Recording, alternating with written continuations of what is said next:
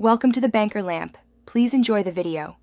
You begin by choosing materials that actually help. Pick 3-5 colors and a reliable pen. Once done, assign each color a clear category so you reduce decision fatigue.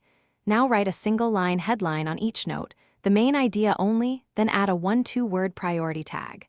Stick notes where you'll see them first: a monitor corner, notebook edge, or wall strip.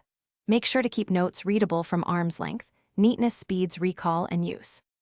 You now organize clusters by theme or workflow, lay notes in columns or a flow from left to right. Use arrows and numbers to indicate sequence and dependencies because visual order helps your brain follow steps.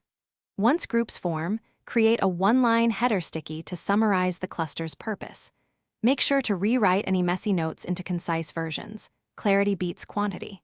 If you need to expand, stack a fresh note beneath the header so the system stays tidy and actionable.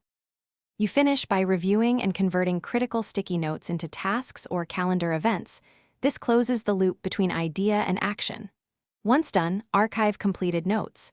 Stick them in a reference pad or photograph a wall and store images. If your system becomes cluttered, prune ruthlessly. Remove roughly 1/2 of notes and combine duplicates.